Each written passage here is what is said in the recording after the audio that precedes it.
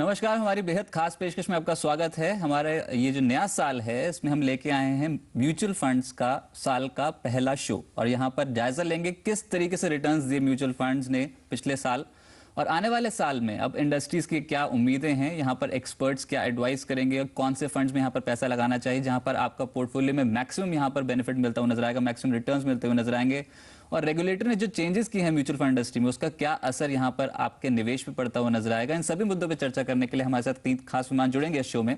अभी हमारे साथ यहाँ पर Anil Chopra ji, group CEO Bajaj capital के हमारे साथ हैं, और साथ ही हमारे साथ जुड़े हैं अभिनव अंग्रेज जी जो कि एमडी है investonline.in के। आप दोनों का ही बहुत बहुत स्वागत है जी बिजनेस के इस कार्यक्रम में, और नए साल की आप दोनों की ही बहुत बहुत शुभकामनाएं। Thank you and wish you the same. और शुरुआत यहाँ पर करते हैं, और सबसे पहले जिस तरीके का प्रदर्शन, अनिल जी मेरा सवाल आप ही से होगा, शेयर मार्केट, क्योंकि इक्विटी म्यूचुअल फंड्स पे हम फोकस करेंगे इस शो में, तो जो शेयर मार्केट से जो रिटर्न्स मिले हैं 2012 में फिनोमिनल रिटर्न्स मिलते हुए नजर आए। साल की शुरुआत में ऐसे रिटर्न्स की उम्मीद थी नहीं, क्योंकि उस समय काफी नेगेटिव न्यूज फ्लोज इसमें बाजार में बने हुए थे अमेरिका या यूरोप को लेकर। पर जैसे जैसे साल बीतता गया और स्पेशली यहाँ पर थर्ड क्वार्टर जब निकला तो उसके बाद एफआई जो मोमेंटम है, बाइंग मोमेंटम लगातार भारतीय बाजारों में बढ़ता हुआ नजर आया। 28% का रिटर्न यहाँ पर बाजार ने जनरेट किया। कैसे देखते हैं इस पूरे ही यहाँ पर रनअप को, और आने वाले समय के लिए अब निवेशकों के लिए क्या मैसेज देते हैं? देखिए, पिछला जो साल है 2012 वो काफ़ी अच्छा रहा है भारतीय अर्थव्यवस्था के लिए भी और ओवरऑल मार्केट्स के लिए भी। मार्केट्स ने तकरीबन 26-27% की return the. Mutual fund industry का जो टोटल एयूएम है वो बढ़ के 6 लाख करोड़ से 8 लाख करोड़ हो गया। और जैसे कि आपने सही फरमाया कि पहले 6 माही में तो कुछ खास नहीं हुआ, लेकिन जैसे जैसे वक्त निकलता गया कुछ सरकार ने भी कुछ कदम उठाए, जो पॉलिसी पैरालिसिस था वो खत्म हुआ। उसके बाद एफडीआई की चर्चा हुई रिटेल में, वो बिल भी पास हो गया, और जो तिमाही जो नतीजे निकले तीसरी तिमाही के वो भी अच्छे निकले। तो इसके चलते बाजार ने जो एंड किया पूरे साल का वो काफ़ी अच्छे पॉजिटिव नोट पे किया। जी बिल्कुल। अभिनव जी, आपसे यहाँ पर ओपनिंग कमेंट लेना चाहेंगे। जिस तरीके के रिटर्न्स यहाँ पर लार्ज कैप कैटेगरी में या फिर मिड कैप कैटेगरी में जनरेट हुए हैं, क्या आप मानते हैं कि इस साल के लिए भी वो रिटर्न्स यहाँ पर कायम रहेंगे, वैसे ही परफॉर्मेंस स्टॉक मार्केट में देखी जा सकती है, और निवेशकों को यहाँ पर धीरे धीरे करके, जैसे हम बोलते हैं एसआईपी के जरिए निवेश करेंगे तो शेयर मार्केट में म्यूचुअल फंड्स के जरिए निवेश कर देना चाहिए? बिल्कुल, देखिए हमारा ये मानना है कि 2013 मार्केट के लिए काफ़ी अच्छा रहेगा, चाहे वो इक्विटी हो या डेट, दोनों जगह आपको काफ़ी मुनाफा कमाने की गुंजाइश है इस साल भी। हम हर इन्वेस्टर को यही सजेस्ट करते हैं कि एसआईपी रूट एक बड़ा आइडियल रूट है सबको इन्वेस्ट करने के लिए। देखिए, मार्केट काफ़ी अनप्रेडिक्टेबल भी रह सकते हैं। हम कुछ एक्सपेक्ट नहीं कर रहे हैं कि अगले 5 या 6 महीने में कुछ कुछ इकोनॉमिक क्राइसिस हो या कुछ हो जिससे बाजार ज़्यादा गिरेगा, but you never know because these are equity markets and they are sentiment driven. तो कल अगर बाजार फॉर वॉट एवर रीजन अगर करेक्ट होता भी है तो एसआईपी रूट जब आप लेते हैं तो आपको एवरेजिंग की वजह से काफ़ी फर्क पड़ता है। तो definitely SIP is always a good thing to do. जो इन्वेस्टर्स इन्वेस्टेड हैं, मैं उनको यही सजेस्ट करूँगा वो इन्वेस्टेड रहें, बिकॉज इस साल आप काफ़ी अच्छे रिटर्न्स इक्विटी से कमा सकते हैं। 2012 में हमने काफ़ी अप्स एंड डाउन्स देखे हैं, प्राइमरीली ज़्यादा डाउन्स ही देखे हैं बिकॉज इतनी नेगेटिव न्यूज़ आई है थ्रू आउट द ईयर, चाहे वो डोमेस्टिक लाइक न्यूज़ हो या इंटरनेशनल की तरफ से न्यूज़ हो, यूरोप से हो या यूएस से हो। तो काफ़ी टफ ईयर था 2012 पर से। तो 2013 के लिए काफ़ी ऑप्टिमिज्म है, लाइक जो हमारा हाउस व्यू है इसके हिसाब से।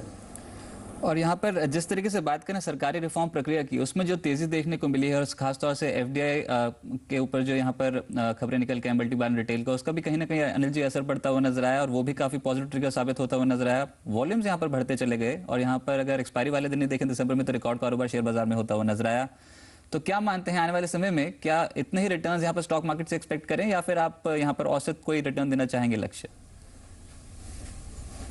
देखिए, डिपेंड करता है कि आपका गोल क्या है और कितने समय के लिए आप निवेश करने को तैयार हैं। आप क्या 1 साल की बात कर रहे हैं, या 3 साल की, या 5 साल की, या एक लंबे 7 से 10 साल की?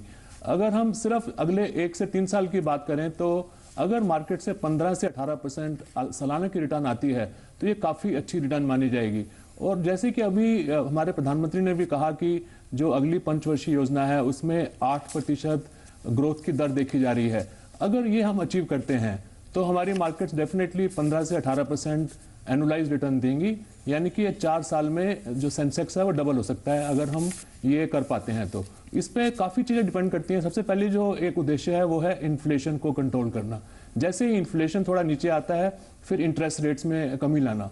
जैसे इंटरेस्ट रेट्स में कमी आएगी उसके बाद से फिर एक्सपेंशन स्टार्ट हो जाएगा और कंपनीज की प्रॉफिटेबिलिटी बढ़नी शुरू हो जाएगी।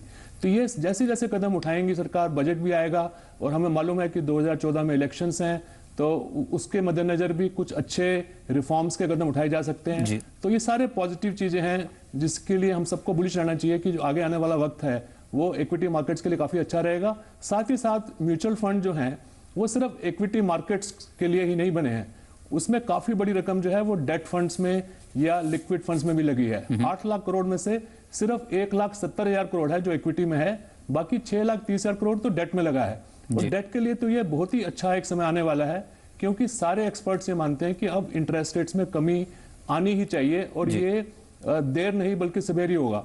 तो उम्मीद ये कर रहे हैं कि अगले 3 से 6 महीने में अगर 50 से 100 बेसिस पॉइंट की कमी आती है और अगले 1 साल में अगर 150 बेसिस पॉइंट की कमी आती है, यानी कि 1.5% इंटरेस्ट कम होता है अगर, तो उससे डेट मार्केट्स की रिटर्न्स भी काफी अच्छी बढ़ेंगी।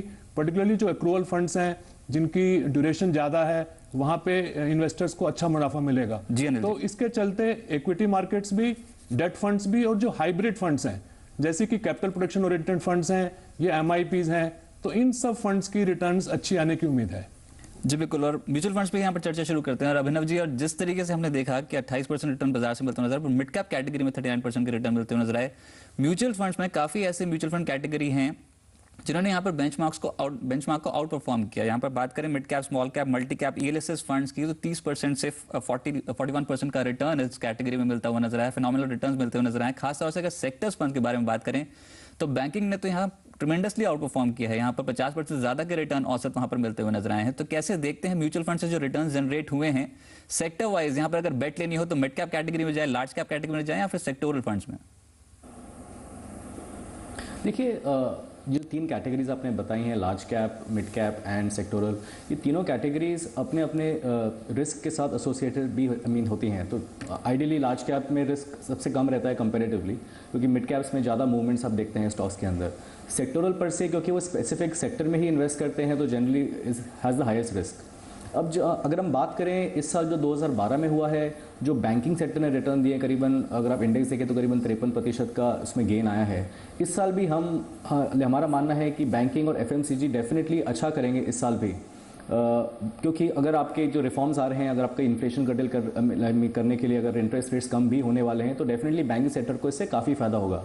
तो बैंकिंग सेक्टर हमारे हिसाब से और FMCG सेक्टर इस साल भी अच्छे ही रहेंगे फॉर द एंटायर ईयर। अब जैसे अमीन चोपड़ा साहब ने भी कहा, अगर ये रेट्स कम होते हैं तो डेफिनेटली GSEC में भी कम होंगे, और जो इन्वेस्टर्स गिल्ट में इन्वेस्टेड हैं या जो इनकम फंड कैटेगरी में इन्वेस्टेड हैं, जो GSEC में इन्वेस्ट करते हैं, उनको काफ़ी मुनाफा होगा इससे। हमारा मानना है कि इस साल आपको डेट में भी, अगर आप गिल्ट फंड में अगर आप इन्वेस्टेड हैं और अगर इंटरेस्ट रेट्स रिड्यूस करती है RBI, तो आपको डेफिनेटली 12 से 15% का एक एवरेज रिटर्न आप आराम से लेके चल सकते हैं, एंड कंसिडरिंग कि debt is much safer than equity.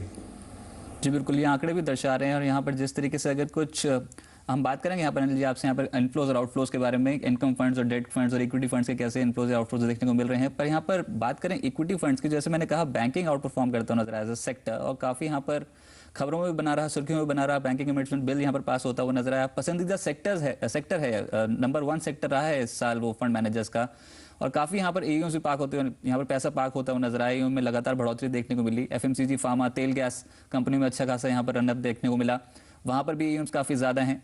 तो बैंकिंग पे, तेल गैस, फार्मा, इन तीनों ही क्षेत्रों पे आपका क्या व्यू है? देखिए, जो सेक्टोरल फंड्स हैं वो high returns, high risk funds माने जाते हैं। तो जब भी हम पोर्टफोलियो किसी भी इन्वेस्टर का कंस्ट्रक्ट करते हैं तो उसमें एसेट एलोकेशन जो है वो सबसे अहम बात रहती है। ये नहीं है कि कोई सेक्टर अगर अच्छा चल रहा है तो वहां पे ओवर एलोकेशन हो जाए या वहां पे स्क्यूडनेस हो जाए। तो हमारी जो सलाह रहती है वो ऐसे रहती है कि आप अपने 100 रुपए में से तकरीबन 50 से 60 रुपए तो लगाएं लार्ज कैप फंड्स में, डाइवर्सिफाइड लार्ज कैप फंड्स में, और 20 रुपए तकरीबन लगाएं स्मॉल कैप और मिड कैप फंड्स में। बाकी जो 20 रुपए रह जाता है उसी को ही आप निवेश करें सेक्टोरल फंड्स में या थीमेटिक फंड्स में या इंटरनेशनल इक्विटी फंड्स में या गोल्ड फंड्स में या कॉन्ट्रा फंड्स में। तो इसके चलते जो सेक्टोरल फंड्स हैं वो आपके टोटल पोर्टफोलियो का 10% से ज्यादा नहीं रहना चाहिए। रही बात इस 10% को भी आगे बांटने की, तो बैंकिंग सेक्टर तो पिछले साल काफी अच्छा प्रदर्शन किया है, लेकिन पास्ट परफॉर्मेंस जो है वो जरूरी नहीं होता है कि अगले साल भी गारंटी होगी कि वैसे प्रदर्शन चलता रहेगा। हाँ, ये बात तय है कि बैंकिंग लाइसेंसेज में रिफॉर्म्स आए हैं और कुछ और लाइसेंसेज इशू होने हैं, इंटरेस्ट रेट्स कम होने हैं, इसके चलते बैंक्स को काफी मुनाफा होने वाला है, लेकिन वो ऑलरेडी भी वो प्राइस इन हो गया है, उनके प्राइसेज ऑलरेडी चढ़ भी चुके हैं। तो उसको देखते हुए इतनी उम्मीद नहीं करनी चाहिए जितना पिछले साल में रहा। इसी तरह से जो दूसरे सेक्टर्स भी हैं उसमें आपको एक एसेट एलोकेशन तय करके और 2 से 3% ही एक सेक्टर में जाना चाहिए। सेम फार्मा पे लागू होता है और सेम एफएमसीजी फंड पे, लेकिन आम निवेशक को सिस्टमेटिक इन्वेस्टमेंट प्लान के जरिए लार्ज कैप फंड्स में ही अपने पैसे ज्यादा लगाने चाहिए, जहां पे उसको सब सेक्टर्स का फायदा मिल जाता है। चलिए, और इसी मुद्दे पर चर्चा करने के लिए हम फंड मैनेजर से भी बात कर लेते हैं। यहाँ पर सीईओ हैं क्वांटम एसेट मैनेजमेंट कंपनी के जिमी पटेल जी हमारे साथ जुड़ चुके हैं। जिमी जी, बहुत बहुत स्वागत है आपका जी बिजनेस में। सबसे पहले तो ये जानना चाहेंगे कि काफी बेहतर प्रदर्शन इक्विटी मार्केट का 2012 में आता हुआ देखा, किस तरीके से आप क्यूज देख रहे हैं 2013 के लिए? क्या equity as an asset class यहाँ पर आउट परफॉर्म करती हुई नजर आएगी? जैसा मैंने पहले बताया, इंडियन इक्विटीज इंप्रूव हो रही है। We are in fact bullish on equities. Equities improve हो रही है, रिफॉर्म्स हो रहे हैं, बिजनेस मॉडल्स अच्छे दिख रहे हैं। We should have a positive outlook on the economy, because if the same thing continues, अगर रिफॉर्म्स चलते रहे एंड रिजल्ट्स भी अच्छे आए मार्च के, then things hopefully should be better for 2013। जी बिल्कुल, हम देख रहे हैं लगातार यहाँ पर जिस तरीके से एफआईएस की खरीदारी बढ़ती हुई नजर आई है, डीआईआईएस का नेट आउटफ्लो इंडस्ट्री से होता हुआ नजर आया, तो कैसे देखते हैं? क्या ये जो ट्रेंड है ये आने वाले समय के लिए कंटिन्यू होता हुआ नजर आता है? तो क्योंकि यहाँ पर अब मार्केट्स जो हैं वो एक मेजर ब्रेकआउट की स्थिति में खड़ी हैं। FIIs have started buying and they have pumped in money. ये FII ने काफ़ी पैसा लेके आए थे और मार्केट में इन्वेस्ट भी किया। On the contrary what has happened is, जब भी FIIs निकल रहे थे तभी DIIs ने निकले नहीं थे। सो DIIs सब रुके हुए थे कि थोड़ा मार्केट इम्प्रूव हो और वो विड्रॉ करें। सो जब भी मार्केट्स ने इम्प्रूवमेंट दिखाए तभी DIIs ने सब विड्रॉ किया। दैट डज नॉट मीन कि अभी जो DII के पास कैश है वो लोग इन्वेस्ट नहीं करेंगे, वो लोग भी इन्वेस्ट करेंगे। Now it's a time to wait and watch. चलिए, इसी नोट पे यहाँ पर एक छोटे से ब्रेक ले रुकते हैं। जल्द लौटेंगे, कहीं मत जाइए, क्योंकि हम एक स्पेशल शो आपके लिए यहाँ पर लेके आए हैं म्यूचुअल फंड इंडस्ट्री के ऊपर, और बताएंगे आपको कि 2013 में आपको किन म्यूचुअल फंड्स में यहाँ पर इन्वेस्टमेंट करनी है जहाँ से आपको फायदा होता नजर आ सकता है।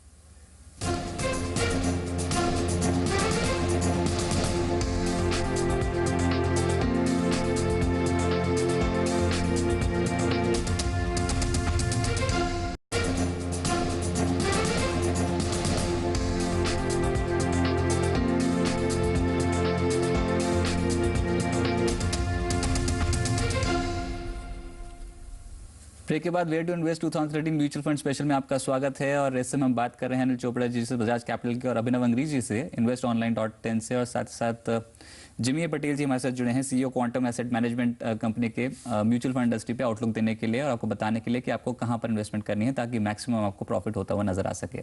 पर बात करते हैं यहाँ पर इनफ्लोज और आउटफ्लो से कैसे देखने को मिले 2012 में म्यूचुअल फंड इंडस्ट्री में। और इनकम फंड कैटेगरी में जैसे आपने बताया यहाँ पर एनर्जी की इनफ्लो आउटफ्लो, यहाँ पर हम देखते हैं कि जिस तरीके से ब्याज दरों में कमी के संकेत जब बनने लग जाते हैं तो यहाँ पर इन जो फंड्स हैं, इनकम फंड्स, उनमें रुझान काफी ज्यादा बनता हुआ नजर आ सकता है। हालांकि अगर इक्विटी फंड्स के कंपैरेटिव बात करें तो इनमें यहाँ पर एयूएम्स काफी ज्यादा हैं और इनफ्लोज भी उस मुकाबले से काफी ज्यादा देखने को मिल सकते हैं। अगर यहाँ पर पिछले 3 तिमाहियों के बारे में बात करें तो इक्विटी में नेट यहाँ पर आउटफ्लो ही देखने को मिला है, पर इनकम फंड्स में धीरे धीरे यहाँ पर रुझान बढ़ता चला जा रहा है। तो क्या माने यहाँ पर कि डेट स्कीम्स में अब शुरुआती यहाँ पर अगर बजट सेशन से पहले के बारे में बात करें, ब्याज दरों में कटौती के काफी संकेत हैं, तो इनकम फंड्स, डेट फंड्स यहाँ पर आउट परफॉर्म करते हुए नजर आ सकते हैं? हाँ, डेफिनेटली। देखिए, डेट फंड्स जो हैं वो काफ़ी पॉपुलर रहे हैं पिछले पूरे 2012 में, क्योंकि शुरू में इक्विटी मार्केट से लोगों को ज़्यादा उम्मीद नहीं थी और लोग रिस्क लेने को तैयार नहीं थे, क्योंकि इक्विटी मार्केट से रिटर्न जो है वो काफ़ी कम रही थी उसके पहले 2-3 सालों में। और कई लोग ऊंचे लेवल्स पे निवेश करके अटके हुए थे और वो वेट कर रहे थे कि कब उनको लेवल मिले जिस पे उन्होंने निवेश किया था और वो उससे निकलें। इसके चलते इक्विटी मार्केट्स में तो इनफ्लो जो है वो नेगेटिव रहे हैं, यानी कि पैसा मार्केट में आया कम है और निकला ज़्यादा है। जैसे जैसे मार्केट चढ़ती चली 15,000 से 16, 17, 18, 19 तक पहुंची, तो जिस लेवल पे लोगों ने कईयों ने निवेश किया था वो प्रॉफिट बुकिंग करते हुए या सिस्टम से एग्जिट करने के लिए निकलते चले गए। और उसके चलते इवन जो ओवरऑल फोलियोज हैं म्यूचुअल फंड की इंडस्ट्री में, उसमें भी काफ़ी कमी आई। 3 करोड़ 80 लाख से फोलियो घट के 3 करोड़ 50 लाख रह गए। दूसरी तरफ ये जो सारा पैसा था वो डेट फंड्स में जाता गया, क्योंकि लोगों को सेफ हेवन अपनी कैपिटल प्रोटेक्शन की ज़्यादा चिंता रही, बजाय इसके कि वो कैपिटल को ग्रो करें। तो इसके चलते क्योंकि इंटरेस्ट रेट्स भी हाई थे, कॉर्पोरेट जो बॉन्ड्स थे उनकी रिटर्न्स भी अच्छी थी, तो FMPs, capital protection oriented funds, long term income funds, duration funds, accrual funds, इन सब की रिटर्न्स लाजवाब रही। और इसके चलते डेट फंड्स ने काफ़ी पैसा खींचा।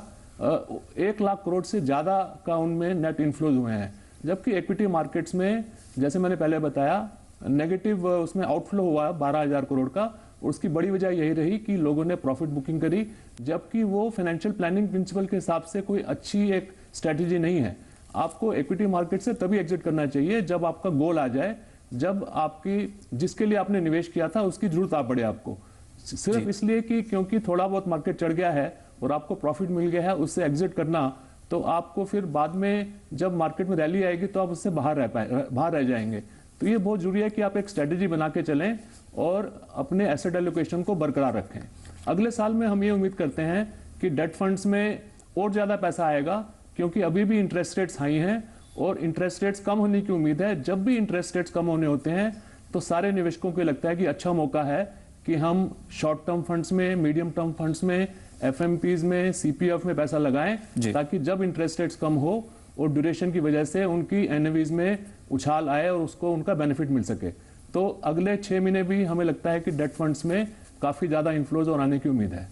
जी बिल्कुल। जिमी जी, आपका क्या टेक है यहाँ पर डेट फंड्स में? जिस तरीके से हमने देखा कि एयू में बढ़ोतरी देखने को मिली है, इक्विटी में नेट आउटफ्लो देखने को मिले थे, अगर यहाँ पर सितंबर तिमाही तक की बात करें तो, पर आप डेट स्कीम कैसे परफॉर्म कर सकते हैं कि आपको लगता है यहाँ पर इनकम फंड्स में फ्लेवर बना रहेगा?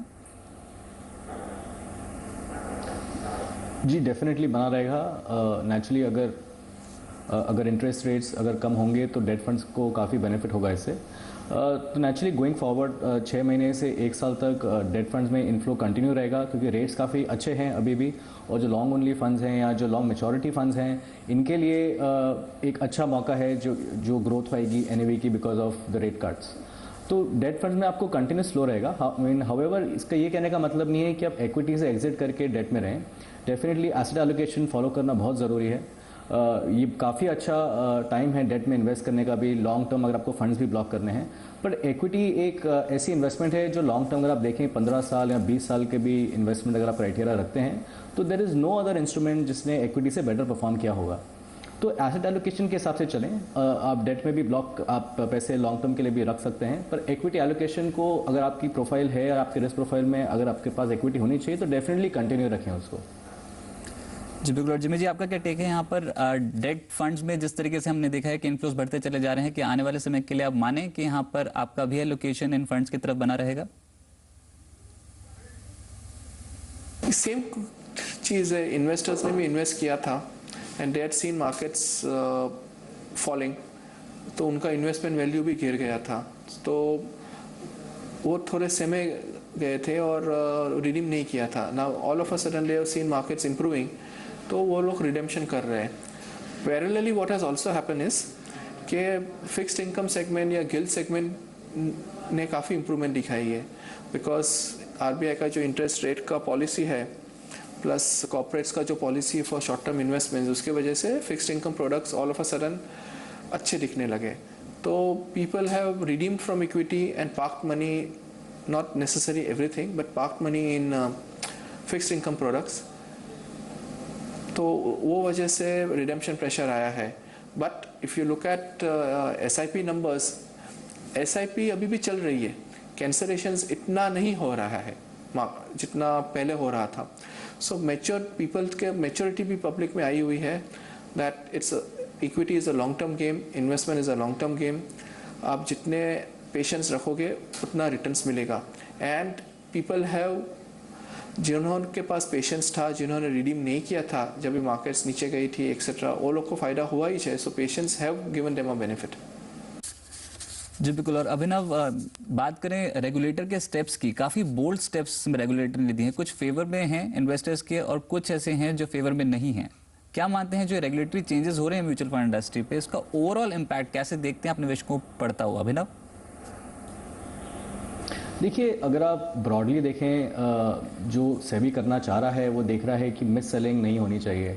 अब जैसे जो लेटेस्ट रेगुलेशन आया है जिसको बोलते हैं एम्प्लॉय यूनिक आइडेंटिफिकेशन नंबर या EUIN, इसको मिलाने का यही रीज़न था कि एप्लीकेशन फॉर्म के ऊपर जो एम्प्लॉय ने किसी को म्यूचुअल फंड यूनिट्स बेचे है वो अपना कोड वहाँ लिखेगा, तो कल आप ट्रैक कर सकते हैं कि ये किस स्पेसिफिक एम्प्लॉय ने किस कंपनी से इनको ये स्पेसिफिक फ़ंड को सेल किया था। डेफिनेटली अच्छा है क्योंकि इससे मिस सेलिंग काफ़ी कटेल हो सकती है, और सारे एडवाइज़र्स जो जनरल मिथ है बाज़ार में कि सिर्फ हायर कमीशंस के लिए लाइक इन्वेस्टमेंट करते हैं या मिस सेलिंग इसीलिए होती है, उससे रिड्यूस हो सकती है। तो दूसरे इन्होंने एक स्पेसिफिक रेगुलेशन लॉन्च किया है जो जो सब 15 सिटीज़ हैं जहाँ पे डिस्ट्रीब्यूटर्स को एक AMC जो लाइक फंड हाउसेज हैं थोड़ी सी एक्स्ट्रा चार्ज कर सकते हैं up to about 30 basis points. But अगर आप लॉजिकली देखें इसका करने का सोल्यूशन रीज़न यही है कि आप 15 सिटीज़ के बियॉन्ड जाके उनको प्रमोट करें mutual fund units and so on. पर अगर आइडियली देखें बियॉन्ड नेशनलाइज बैंक्स या जो लार्जर साइज बैंक्स हैं उनके नेटवर्क के बगैर कोई है नहीं। 80 to 85% of business is coming only from the top 15 cities. So this could be a deterrent for some investors क्योंकि उनको हायर NAV का भी एक कॉस्ट आएगा जो सब 15 सिटीज़ में नहीं है। तो एक मिक्स्ड फीलिंग है लाइक मार्केट में फ्रॉम इन्वेस्टर पर्सपेक्टिव। पर हमारा सजेशन इन्वेस्टर्स को हमेशा यही रहता है कि आप ये छोटी जो कॉस्ट होती हैं 30 बिप्स से या 30.3% कॉस्ट वगैरह है, ये आप एक उस सेविंग के तरीके से उसको नहीं देखें क्योंकि आपको प्रॉपर एडवाइस देना काफ़ी ज़रूरी है। तो एक एडवाइज़र के थ्रू जाना ही is the ideal way of doing it. General ji, और आप कैसे देखते हैं यहाँ पर सर्विस टैक्स का बोझ लाद दिया गया इन्वेस्टर पे, और साथ ही साथ देखा जाए तो यहाँ पर जिस तरीके से 0.3% का अतिरिक्त TER लगा दिया गया है जो कंपनियां चार्ज कर सकती हैं अगर बिक्री का मेजर यहाँ पर 30% हिस्सा उसके आसपास का अगर छोटे शहरों से होता हुआ नजर आए, तो क्या मानते हैं क्या इन जो छोटे छोटे स्टेप्स यहाँ पर लिए जा रहे हैं ताकि डिस्ट्रीब्यूशन यहाँ पर बढ़ती चली जाए यहाँ पर म्यूचुअल फंड्स की, और खासतौर से एजेंट्स को थोड़ा इंसेंटिव मिलता हुआ नजर आया, क्या इसका इम्पैक्ट आप देखते हैं कि छोटे ग्राहक की जेब पे पड़ता हुआ नजर आएगा, उसके लिए थोड़ा महंगा हो गया म्यूचुअल फंड में इन्वेस्टमेंट करना? नहीं, ऐसी बात नहीं है। देखिए, ये जो भी कोई रेगुलेटर होता है वो हमेशा उस इंडस्ट्री के कंज्यूमर्स के बेनिफिट के लिए ही कदम उठाता है। तो यहाँ पे सेबी के ऊपर ये काफ़ी प्रेशर था कि म्यूचुअल फंड इंडस्ट्री का जो बिजनेस है या जो उसके बेनिफिट्स हैं वो भारत के कोने कोने में नहीं पहुँच पा रहे हैं।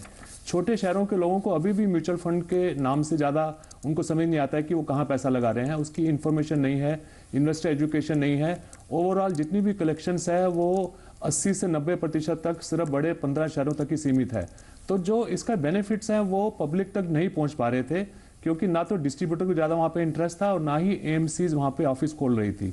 तो इन सब चीज़ों को बढ़ाने के लिए सेबी ने कदम उठाया है कि अगर एसेट मैनेजमेंट कंपनीज या म्यूचुअल फंड जो हैं अपना कुल जमा राशि का 30% से ज़्यादा छोटे शहरों से अगर निकालती हैं तो उनको 30 पैसे या 30 बेसिस पॉइंट का एडिशनल इनकम उनको एक लगाने का उनको मौका दिया गया है।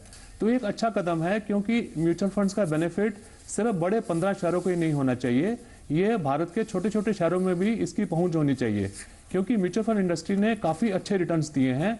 अगर हम पिछले 15 साल की इनके ट्रैक रिकॉर्ड पर निगाह डालें तो जितने भी बड़े बड़े लार्ज कैप डाइवर्सिफाइड फंड्स हैं उन्होंने 20 से 25% सालाना की रिटर्न दी है, जबकि सेंसेक्स तकरीबन 15-16% रहा है। तो जब इतनी सारी वेल्थ क्रिएट हुई है उसमें जो भारत के छोटे शहरों के लोगों का भी पार्टिसिपेशन बहुत जरूरी है। ये तो रही एक बात। दूसरी, उन्होंने एक नया निर्देश दिया है कि सारे म्यूचुअल फंड्स को अपने टोटल AUM का 2 बेसिस पॉइंट यानी कि 0.02% इन्वेस्टर एजुकेशन पे खर्च करना पड़ेगा। तो ये भी एक अच्छा कदम है कि जो लोगों को इतनी नॉलेज नहीं है, इतनी समझ नहीं है या इसके बेनिफिट्स की जानकारी नहीं है, तो वो एक कंपलसरी तरीके से सारी म्यूचुअल फंड्स मिलके उस इन्वेस्टर एजुकेशन के लिए खर्च करेंगे। इसके अलावा एक बहुत अच्छा जो कदम उठाया है कि जो एग्जिट लोड होता है, यानी कि जब इन्वेस्टर एक समय पूरा होने से पहले ही पैसा निकाल लेता है जी, 1 साल से पहले या 6 महीने से पहले, तो जो एग्जिट लोड लगता है वो पहले म्यूचुअल फंड की इनकम बन रहा था लेकिन अब उसको वापस स्कीम में ले जाया गया है। तो इससे भी जो निवेशक जो कंटिन्यू करते हैं उनको इसके बेनिफिट होता है। तो ये जो सारे कदम हैं, एक और बड़ा कदम है कि KYC नॉर्म्स कुछ रिलैक्स किए गए हैं। छोटे शहरों में 20,000 से कम रकम जो है वो कैश में भी, अब कुछ लोग जिनके पास बैंक अकाउंट नहीं है या पैन नंबर नहीं है वो भी म्यूचुअल फंड में जमा करा सकते हैं। तो ये सारे कदम हैं जिसका अल्टीमेट एम एक ही है कि म्यूचुअल फंड इंडस्ट्री की ग्रोथ हो और इसके जो बेनिफिट्स हैं वो छोटे शहरों तक भी पहुंचे। और इसका जो अभी भी अगर हम देखें तो इंडिया की जो जीडीपी है उसका 12-13% मुश्किल से म्यूचुअल फंड्स में लगा है, जबकि सब एडवांस कंट्रीज में वो जो प्रतिशत है वो 50% से ऊपर होता है। तो भी बहुत स्कोप है म्यूचुअल फंड्स के बिजनेस को बढ़ावा देने का और सेबी ने अभी कुछ कदम उठाए हैं, हम और कदमों की इंतजार कर रहे हैं। जी बिल्कुल, अनिल जी आप बने रहिए हमारे साथ, अभिनव जी आप भी हमारे साथ बने रहिए और जिमी जी आप भी हमारे साथ बने रहिए। एक ब्रेक लेते हैं और ब्रेक के बाद जब लौटेंगे तो बताएंगे कि ईएलएसएस का भविष्य कैसा होगा और आपको अगर नजर रखनी है 2013 में तो किन फंड्स पे आप नजर रख के चल सकते हैं।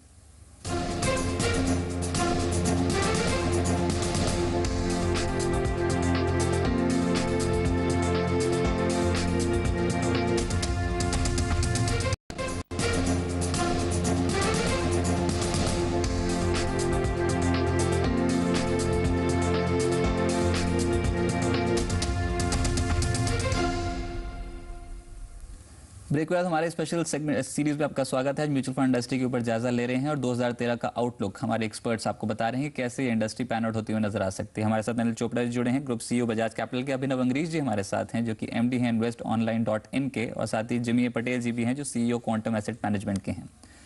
सबसे पहले अब जिमी जी आप ही के पास आते हैं और ईएलएसएस का भविष्य अब कैसा नजर आता है, क्योंकि निवेशकों ने यहाँ पर काफी असमंजस में है कि जब डीटीसी लागू होगा तो ईएलएसएस में हो सकता है कि यहाँ पर टैक्स छूट मिलनी बंद हो जाए। कैसे देखते हैं कुछ यहाँ पर अपडेट्स रेगुलेटर की तरफ से? आज की तारीख में there is no clarity in the sense that DTC निकाला गया था, बट व्हाटएवर मीटिंग्स और representations have happened, the ministry is always patient and said के विल रिविजिट और will have a look. So whether ELSS DTC में रहेगा नहीं रहेगा फ्यूचर में, one has to wait and watch। जी बिल्कुल। और कैसे देखते हैं यहाँ पर अनिल जी, आपको राजीव गांधी इक्विटी स्कीम भी लॉन्च हुई थी, कैसा रिस्पांस यहाँ पर मिलता हुआ नजर आया निवेशकों की तरफ से? क्या आप मानते हैं कि राजीव गांधी इक्विटी स्कीम में अब आने वाले समय में थोड़ा मोमेंटम पिकअप होता हुआ नजर आ सकता है? काफी अट्रैक्टिव स्कीम है नए निवेशकों के लिए, और यहाँ पर कंसर्न यही है कि आने वाले समय में म्यूचुअल फंड इंडस्ट्री और भी बढ़त दिखाती हुई नजर आए और इस स्कीम में यहाँ पर इन्फ्लोज बढ़ते हुए नजर आए। पर क्या हर्डल्स यहाँ पर हैं जो इस स्कीम में यहाँ पर अड़चन बने हुए हैं? देखिए, फरवरी में बजट आया था जब ये स्कीम अनाउंस हुई थी और काफ़ी महीनों तक तो कोई रेगुलेशन या इस पर अनाउंसमेंट हुई नहीं, सब लोग वेट करते रहे, पूछते रहे। और अभी रिसेंटली जाके सर्कुलर निकाला है सरकार ने, लेकिन अभी भी ज़्यादा इसकी बारे में जानकारी लोगों को नहीं है। Rajiv Gandhi equity saving scheme में सिर्फ नए निवेशक को ही छूट मिलेगी जिसने पहले कभी भी किसी भी तरह के इक्विटी स्कीम में निवेश ना किया हो। तो उसको एक नया डीमेट अकाउंट खोलना पड़ेगा और स्पेसिफाइड स्कीम्स में ही ईटीएफ के थ्रू या जो स्पेसिफाइड स्कीम्स हैं उनके थ्रू अगर इन्वेस्ट करते हैं तो 50,000 रुपये के निवेश पे 25,000 रुपये की छूट मिलेगी। और वो भी जो है वो सेंसेक्स के 30 और जो टॉप 100 शेयर्स हैं उसमें से चुनिंदा शेयरों में निवेश करने पे वो बेनिफिट मिलेगा। लेकिन अभी इसके ऊपर ज़्यादा क्लैरिटी नहीं है और पहले तो ये भी क्लियर नहीं था कि क्या म्यूचुअल फंड्स को ऐसी स्कीम्स लॉन्च करने की इजाज़त मिलेगी या नहीं। और यही था कि निवेशकों को स्टॉक ब्रोकर के थ्रू ही जाके कुछ जो पीएसयू स्टॉक्स हैं या जो टॉप 50 स्टॉक्स हैं उसमें निवेश करके और डिक्लेरेशन देके कि उन्होंने कभी पहले किसी इक्विटी में निवेश नहीं किया है तभी बेनिफिट मिलेगा। लेकिन जहाँ तक आपने पहले ईएलएसएस की बात करी तो ईएलएसएस जो है वो एक काफ़ी पॉपुलर कैटेगरी है जिसमें ऑलरेडी 25,000 करोड़ लोगों का जमा है।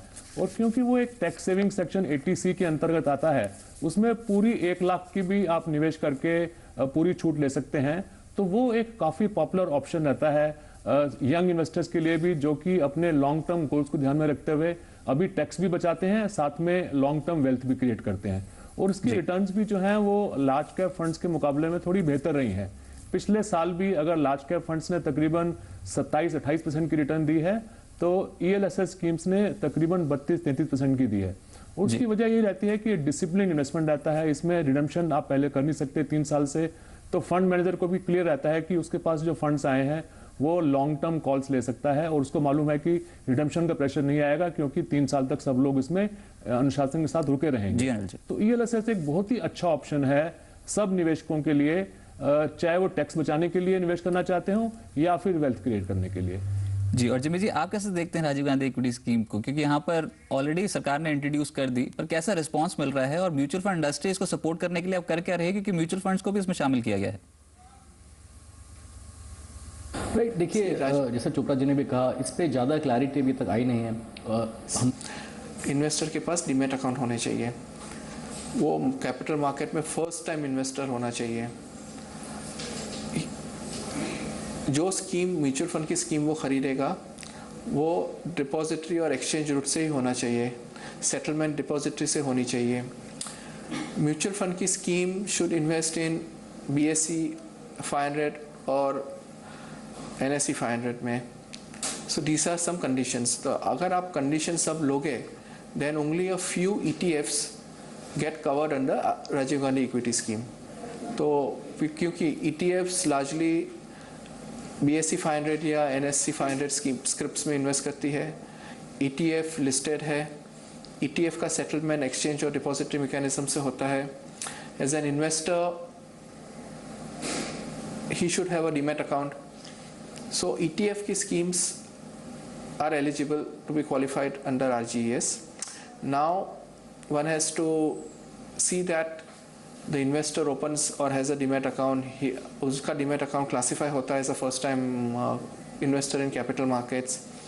and most important, investor अगर ETF में invest करता है तो he should know that ETF is a passive product, it's not actively managed।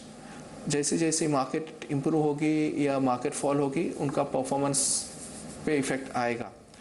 so indirectly it's a new channel being opened, which is for the mutual fund house to educate the investors that there is something beyond active management, और passive management से भी आप returns या performance से कमाई कर सकते हैं।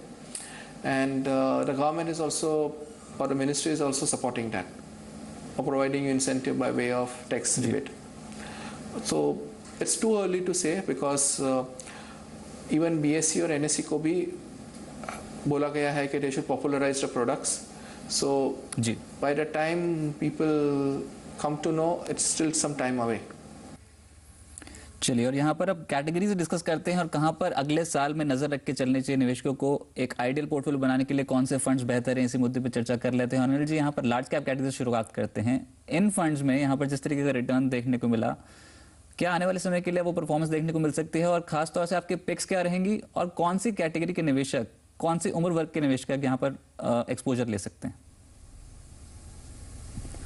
देखिए, लार्ज कैप जो है वो तो एक एवरग्रीन कैटेगरी है, और उसमें जैसे मैंने पहले कहा कि किसी भी निवेशक को जब भी वो पोर्टफोलियो बना रहे हो अपना 50-60% लार्ज कैप में ही सीमित रखना चाहिए, क्योंकि जैसे कि नाम बता रहा है कि जितने भी डाइवर्सिफाइड लार्ज कैप फंड्स हैं वो सारे बड़े बड़े सेक्टर्स, चाहे वो IT हो, मीडिया हो, फार्मा हो या इंफ्रास्ट्रक्चर हो, सभी के जो बड़ी बड़ी कंपनीज हैं जिनकी मार्केट कैपिटलाइजेशन हजारों करोड़ में है, तो ऐसी कंपनियां तकरीबन सेफ मानी जाती हैं। उसमें अगर डाइवर्सिफिकेशन हो जाए तो आप एक अच्छी रिटर्न की उम्मीद कर सकते हैं, एक डिसेंट रिटर्न की उम्मीद कर सकते हैं। तो लार्ज कैप फंड्स में जो हम स्कीम्स सजेस्ट कर रहे हैं अभी, वो एक तो है फ्रैंकलिन इंडिया ब्लू चिप। इस स्कीम से काफ़ी लोग परिचित होंगे क्योंकि ये 16-17 साल से चल रही है और कंसिस्टेंट इसकी परफॉर्मेंस रही है। इसकी रिस्क एडजस्टेड रिटर्न भी काफ़ी अच्छी रही है और लोगों ने काफ़ी वेल्थ क्रिएट करी है। और जैसे कि नाम बता रहा है कि ये सिर्फ ब्लू चिप कंपनी या जो सेंसेक्स की या जो टॉप 50 कंपनीज हैं उन्हीं में ही निवेश करते हैं, तो इसमें लोगों को डेफिनेटली अपना एक एलोकेशन करना चाहिए। इसके अलावा ICICI प्रूडेंशियल की फोकस ब्लू चिप एक स्कीम है जो 2008 में लॉन्च हुई थी। उसका इतना लंबा ट्रैक रिकॉर्ड तो नहीं है, सिर्फ 5 साल हुए हैं, लेकिन फिर भी अगर हम उसकी क्वार्टर ऑन क्वार्टर परफॉर्मेंस को देखें तो वो तकरीबन हर क्वार्टर में वो टॉप क्वार्टाइल में रहा है। और जो फंड मैनेजर की जो सिलेक्शन प्रोसेस है वो काफ़ी बढ़िया है और ओवरऑल कंसिस्टेंट परफॉर्मेंस है। तो वो भी एक ऐसी कंपनीज में वो चुन कर निवेश करते हैं जो कि ऑलरेडी लीडर्स हैं अपनी अपनी फील्ड में और कल को और ज़्यादा अच्छा करने की जिनकी उम्मीद है। इसके साथ ही हम एक तीसरा फंड बताएंगे, UTI इक्विटी फंड। ये पहले मास्टर गेन के नाम से जाना जाता था। अगर आप लोगों को याद हो तो ये काफ़ी साल पहले लॉन्च हुआ था, लेकिन जब से यूटीआई का रिकॉन्स्टिट्यूशन हुआ तो इसका नाम बदल के यूटीआई इक्विटी फंड कर दिया गया, और इसकी भी परफॉर्मेंस पिछले कुछ 4-5 साल से काफ़ी बेहतरीन रही है और कंसिस्टेंट है, रिस्क एडजस्टेड है, अल्फा क्रिएट करने की एबिलिटी है और रिस्क को कंटेन करते हुए रिटर्न देता है। तो आपको बहुत ज़्यादा रिटर्न की उम्मीद नहीं रखनी चाहिए, लेकिन जैसे अगर जीडीपी 7-8% से बढ़ रही है तो इक्विटी मार्केट से 15-18% की जो रिटर्न की उम्मीद होती है उसकी उम्मीद आप करते हुए इन 3 फंड्स में अपने लार्ज कैप फंड्स को आप बांट सकते हैं। रही बात मिड कैप की और स्मॉल कैप की, तो उसमें तकरीबन 20% के करीब आपका एलोकेशन होना चाहिए। आपने उम्र का भी जिक्र किया, यहाँ पे ये बता दें कि उम्र के हिसाब से जो एक थंब रूल है वो ये है कि 80 में से आप अपनी उम्र घटा दें तो जितना बचता है उतने % एलोकेशन आपकी इक्विटी में होनी चाहिए। ये फाइनेंशियल प्लानर प्रिंसिपल जो है वो उसको यूज करके बताते हैं, यानी कि अगर आप 30 साल के हैं तो 50% आपका इक्विटी में एक्सपोजर हो सकता है, और अगर आप 60 साल के हैं तो 20% से ज्यादा इक्विटी में एक्सपोजर नहीं होना चाहिए। और हमेशा जो नजरिया है वो कम से कम 5 से 7 साल का रखें मिनिमम। जितना ज्यादा लंबा होगा उतने बेहतर रिटर्न्स की आप उम्मीद कर सकते हैं, और हमेशा डाइवर्सिफाई करके चलें और सिस्टमेटिक इन्वेस्टमेंट प्लान के जरिए निवेश करेंगे अगर इक्विटी मार्केट्स में, चाहे वो आप लार्ज कैप में करें या मिड कैप में या ईएलएसएस में या इंफ्रास्ट्रक्चर में, तो वो एक हमेशा एक बेहतरीन और टाइम टेस्टेड स्ट्रेटेजी है जिसमें आपको मार्केट की टाइमिंग की जरूरत नहीं है, वोलेटिलिटी से आप को घबराने की जरूरत नहीं है, और ओवर ए लॉन्ग पीरियड वो हमेशा ही एक सुपीरियर रिटर्न देके जाते हैं। जी, समय की थोड़ी पाबंदी है यहाँ पर अनिल जी, पर ब्रेक के बाद जब लौटेंगे तो काफी कैटेगरीज ऐसी हैं जहाँ पर एक्सपोजर लिया जा सकता है, सभी के बारे में बात करनी है। तो ब्रीफ में आपसे यहाँ पर जानना चाहेंगे, और अभिनव जी आपसे भी जानना चाहेंगे कौन से फंड्स हैं जहाँ पर बेहतरीन रिटर्न यहाँ पर निवेशक को मिल सकते हैं। छोटे से ब्रेक के साथ जब लौटते हैं।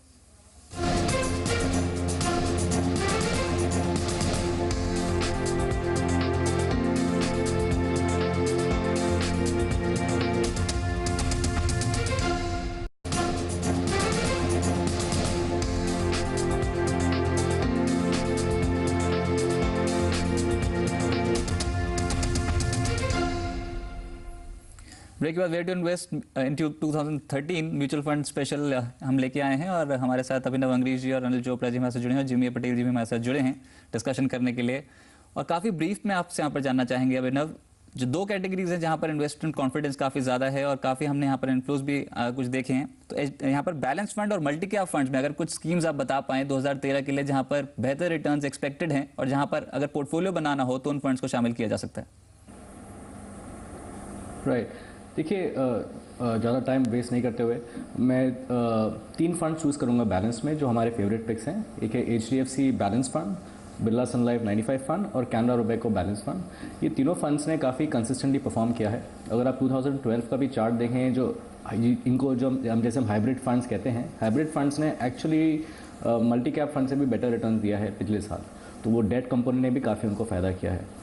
कमिंग टू मल्टी कैप, जो हमारी टॉपिक्स हैं वो ICICI Prudential dynamic plan, HDFC equity fund and DSP BlackRock equity fund.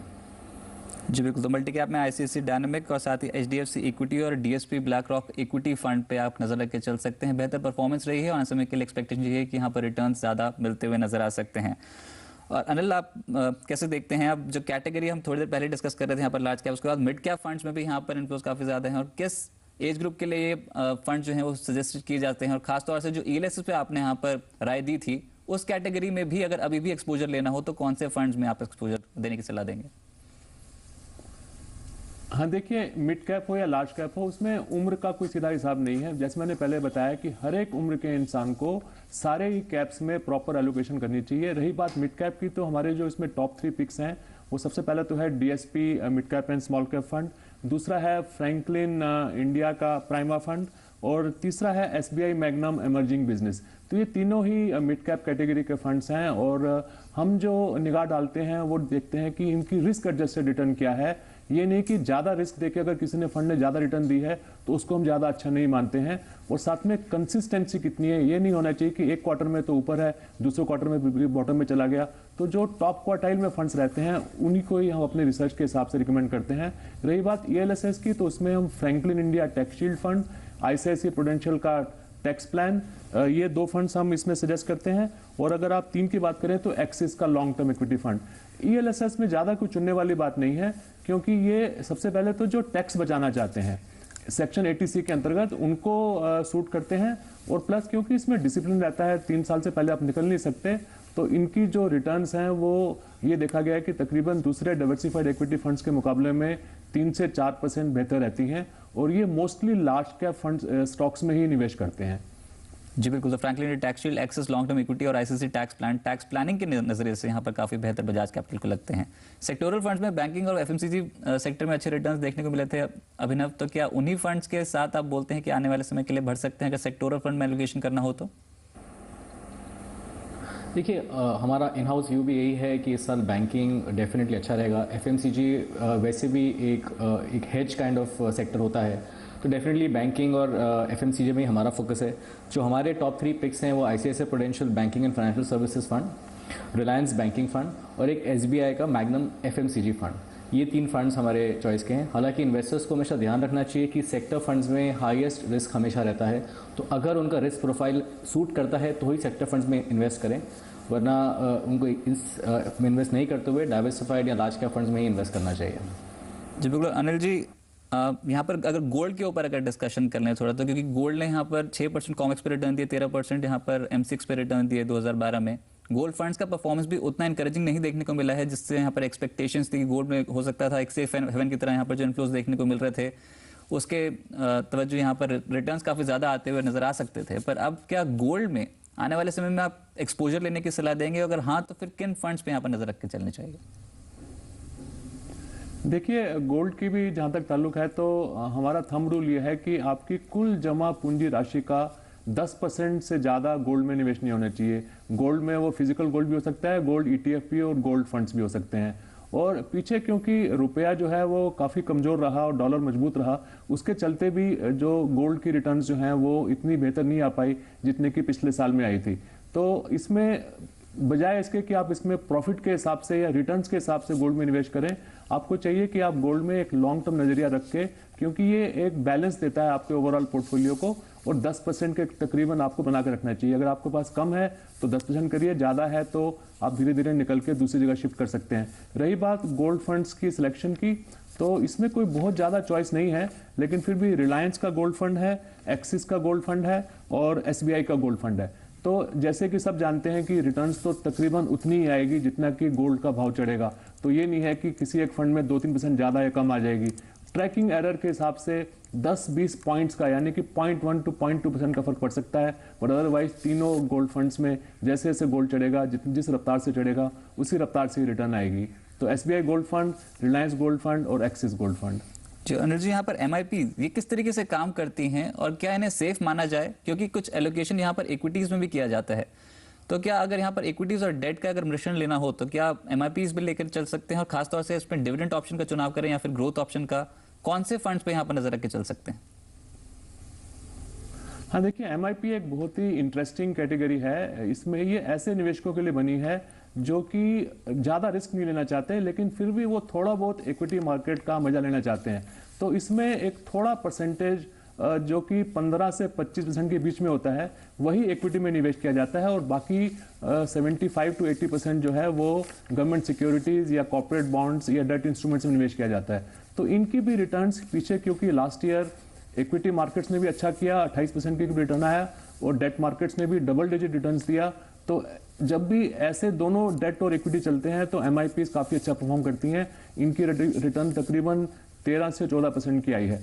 तो इसमें भी सिलेक्शन करते वक्त आपको ये ध्यान रखना चाहिए कि क्या वो एग्रेसिव MIP है या कंजर्वेटिव MIP है, यानी कि इक्विटी में जो एलोकेशन है वो ज़्यादा है कि कम है। हम यहाँ पे 3 फंड सुझा देते हैं और आप उसमें अपने रिस्क एपेटाइट के हिसाब से सिलेक्शन कर सकते हैं। पहला तो है ICICI प्रूडेंशियल का MIP 25।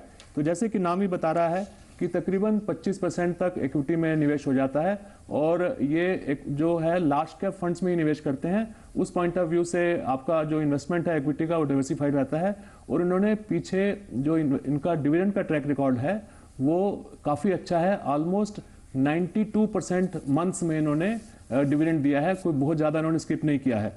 दूसरा जो है रिलायंस की MIP, ये सिर्फ 2008 को छोड़ के बाकी हर साल इसने अच्छी परफॉर्मेंस दिखाई है, और ये जो है ये भी एक एग्रेसिव कैटेगरी में आती है, क्योंकि यहाँ पे जो इसमें 23% के करीब इनका इक्विटी में निवेश रहता है। और तीसरी जो हम सजेस्ट करेंगे एमआईपी कैटेगरी में वो है एसबीआई मैग्नम का एमआईपी। ये कंजर्वेटिव है, इनकी 17% ही तकरीबन इक्विटी में निवेश रहता है।